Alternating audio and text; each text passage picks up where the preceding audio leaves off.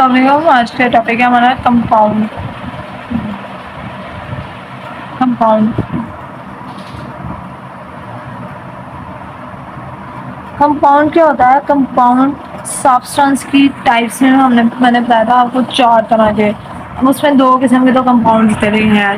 अभी मैं पहले कंपाउंड की डेफिनेशन डाले फिर कंपाउंड्स की दोनों टाइप्स भी बताती हूँ। कंपाउंड क्या होता है? टाइप ऑफ सब्सटेंस की वो टाइप जो कंपोज होती है मोर देन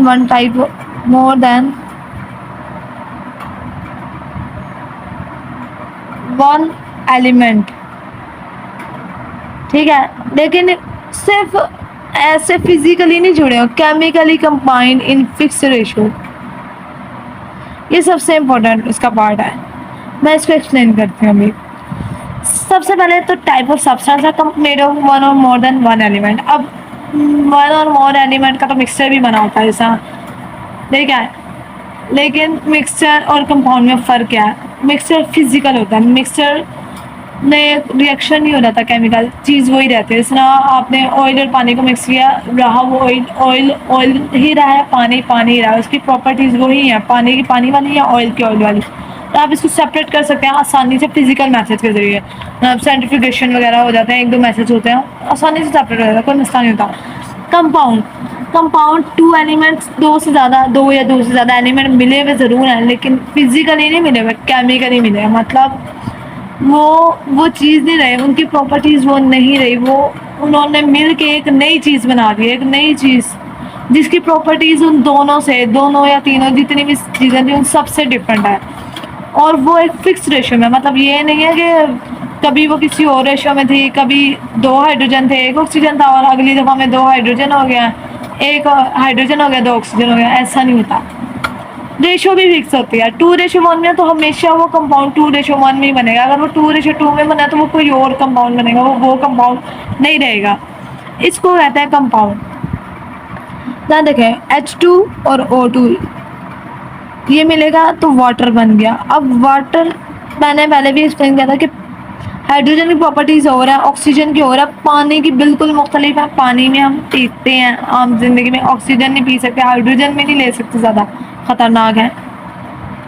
ऑक्सीजन वैसे हम सांस से ले रहे हैं, लेकिन लिक्विड और बहुत ज़्यादा क्वांटिटी में बने ख़तरनाक है। लेकिन पानी जितना मर्जी पी लें हम, कोई खतरनाक नहीं है, कोई मसला नहीं है। डिहाइड्रेशन ख़त्म होगी, ज़्यादा यूरिनेशन हो जाएगी, ज़्यादा कोई मसला नहीं होगा। लेकिन ऑक्सीजन ले लें, हाइड्रोजन ले लें, ज़्यादा तादाद में मसला है। मतलब कोई तो फ़र्क है ना।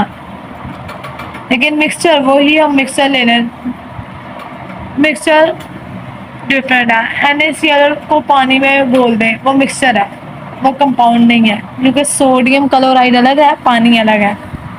अच्छा, अब देखिए, सोडियम मिला है क्लोराइड के साथ तो बन गया सोडियम क्लोराइड, ये भी एक कंपाउंड है। सोडियम बहुत रिएक्टिव मेटल है, ये स्टोम में भी शो कर सकते हैं इसको, स्टोम में।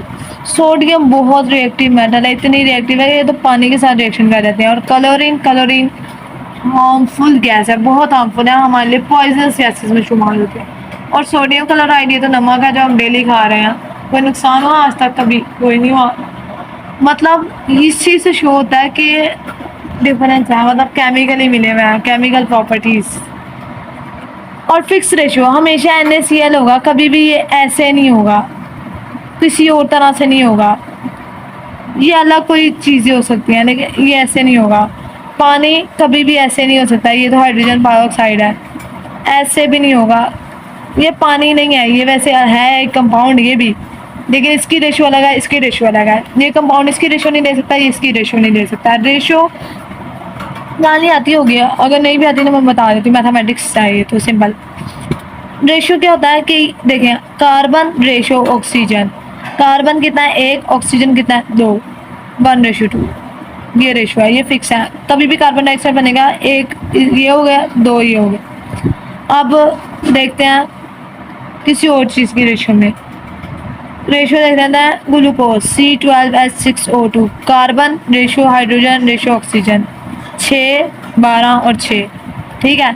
रेशो हमेशा सिंपलीफाई की जाती है, मतलब 1, 2 या कोई ऐसा नंबर हो जो एक दूसरे से डिवाइड ना हो। ये तीनों आपस में डिवाइड हो सकते हैं, इनको डिवाइड करें, डिवाइडेड बाय 6, 1:2:1, मतलब एक कार्बन होगा, 2 हाइड्रोजन तो 1 ऑक्सीजन कम अज़ कम।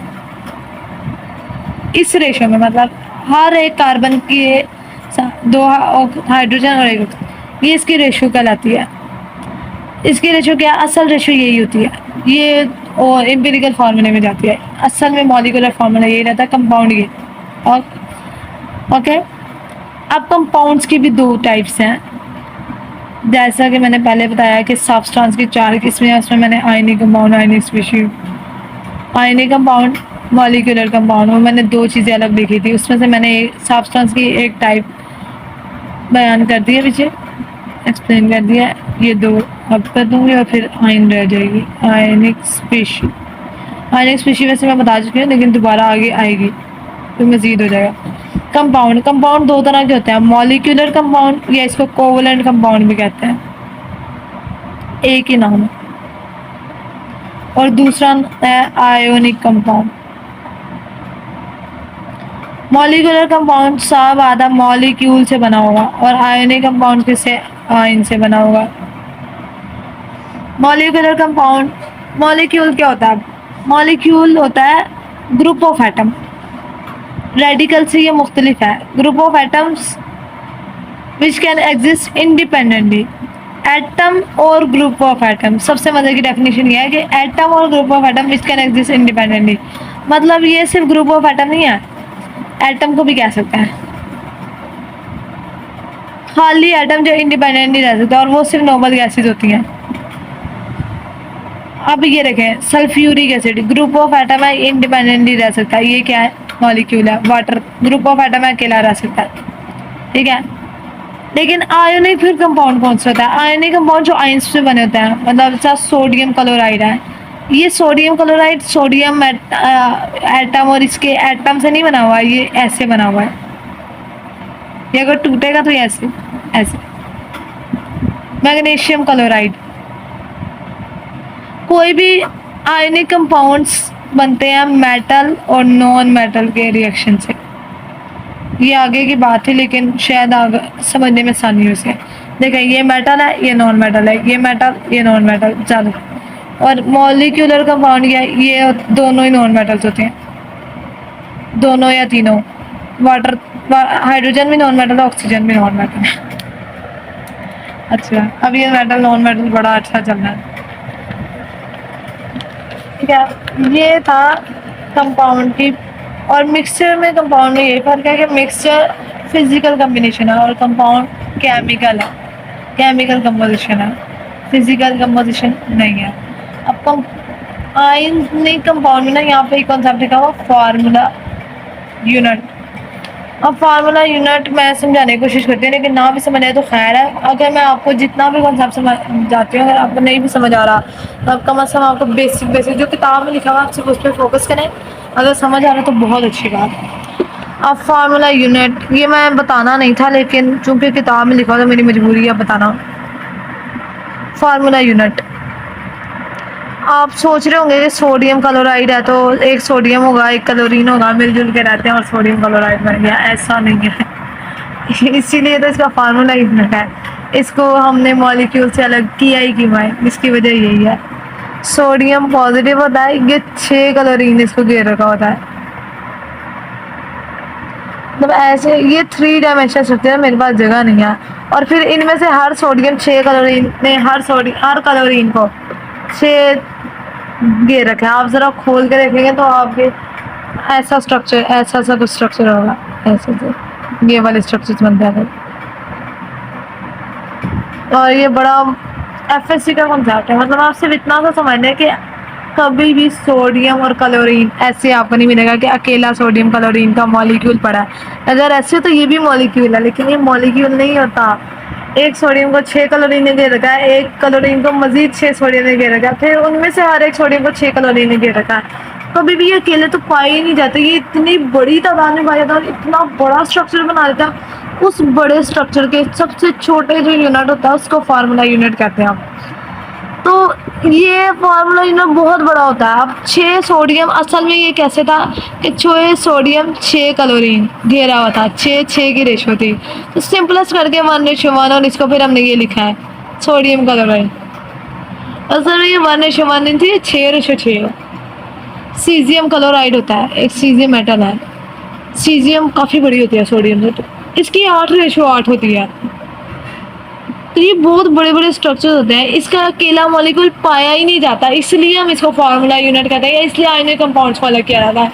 इसका अकेला मॉलिक्यूल पाया नहीं जाता, अकेला मॉलिक्यूल शायद ये कभी पाया जाए जब इसको हीट करके इसके वेपर्स बना दिए जाए, लेकिन तब भी ये बहुत कम चांसेस होते हैं कि मॉलिक्यूल की फॉर्म में पाया जाए। इसलिए ये स्पेसिफिकेशन है इसकी आयनिक कंपाउंड की, इसलिए ये बहुत अलहदा कंसीडर्ड होते हैं। और लेकिन सिंपल, अगर आपको पहचाना कि कोई आयनिक कंपाउंड है या मॉलिक्यूलर कंपाउंड है, तो जो भी मेटल और नॉन मेटल के दरमियान में बॉन्ड होगा वो आयनिक बॉन्ड होगा। या कंपाउंड, फिर कौन सा कंपाउंड होगा? Ionic compound. मैं आपको बॉन्डिंग में साथ में भरे थे, चैप्टर नंबर 4 के बाद। ओके, इसके अलावा इसके कुछ डिफरेंसेस दिखे हैं कंपाउंड और मिक्सचर के। कंपाउंड मैंने आपको बताया फिक्स कंपोजिशन है, मैं मिक्सचर में कोई फिक्स कंपोजिशन नहीं है। मिक्सचर को इजीली सेपरेट कर देते हैं, कंपाउंड सेपरेट नहीं हो सकता। अब एक वाटर के मॉलिक्यूल को तोड़ने के लिए आपको तकरीबन 1000 डिग्री सेल्सियस से ऊपर हीट चाहिए, और इतना टेम्परेचर बहुत मुश्किल से अचीव होता है। और अचीव हो भी जाए तो हमें क्या, कितने नफलों का सवाब है एक हाइड्रोजन एक वाटर के मॉलिक्यूल को तोड़ के। और कंपाउंड तो होते ही होमोजीनियस है, लेकिन मिक्सचर होमोजीनियस या हेटेरोजीनियस हो सकता है। कंपाउंड का केमिकल फार्मूला होता है, मिक्सचर का फार्मूला नहीं होता। अब देखिए मिक्सचर है सोडियम क्लोराइड और वाटर का, तो अब इसको ऐसे लिखेंगे। अब इसका लेकिन अलग से केमिकल फार्मूला कोई नहीं है कि इसका इसको साथ जोड़ दें। ओके।